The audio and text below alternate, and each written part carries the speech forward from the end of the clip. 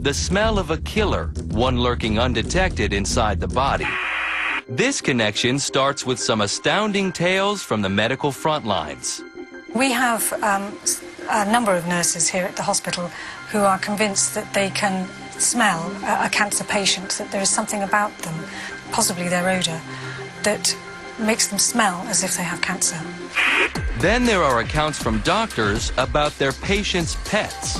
The first anecdotal story that was published came out in The Lancet in 1989, and that was a story of a woman whose dog started worrying at a mole on her leg, which prompted her to go to the doctor, and it proved to be a malignant melanoma. Dr. Carolyn Willis is a pathologist and research director at Amersham University near London. These intriguing episodes prompted her staff to see if cancer could really be detected by smell. Dr. Willis was skeptical. Nonetheless, she hired the world's leading experts on that pungent urine smell, a pack of local guide dogs. Surely they'd be best suited to nose around this task. Dogs' noses are themselves many more times sensitive than even the most sensitive machine that we've ever built. We've seen in Connection 2 how a set of immune genes can have a secret smell. So was there some warning sign of cancer that only dogs can detect?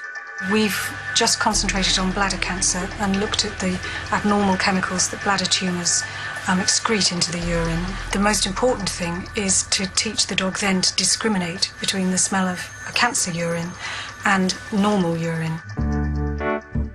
Dr. Willis placed petri dishes around a room. Only one contained urine from a bladder cancer patient. Slowly, the dogs started identifying the cancer sample. Each time they did, they got a reward. Good girl. Good girl. Good girl. The clicker is used to enable the dog to associate a particular action with a reward. Good girl. The sniff, click, and snack training progressed as Dr. Willis taught the dogs to discriminate between healthy urine, cancerous urine, and urine of people suffering from other diseases.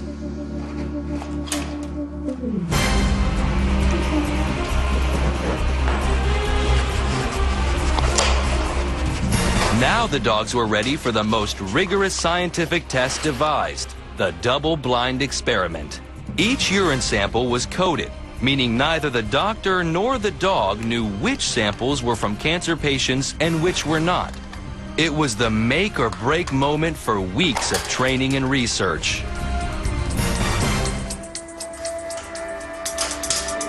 It was just amazing realizing that the dogs had got substantially better results than you'd expect if they'd just made random decisions.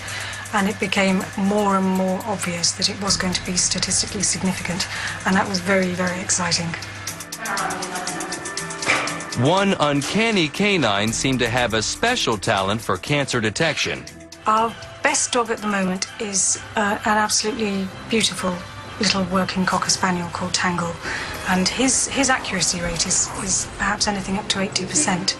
But he works in the most fantastic way. I mean, he just loves his work, just loves doing the job, and he's just delightful to work with. In the realm of scientific discovery, serendipity sometimes plays the most important role of all. One control sample was supposed to have no trace of cancer, but the dogs strongly disagreed. They kept dropping as if it was cancer, alerting to it as if it was cancer. It turned out when they did the relevant tests that that patient had exactly the same sort of tumour that occurs in the bladder, but it was located up in the kidney. The dog's keen sense of smell just may have saved a life. He was brought into hospital much faster than he would have been, and he had the tumour, had his kidney successfully removed, and he's doing well now. Granted, there are still many mysteries to solve before the science of smell becomes part of cancer treatment.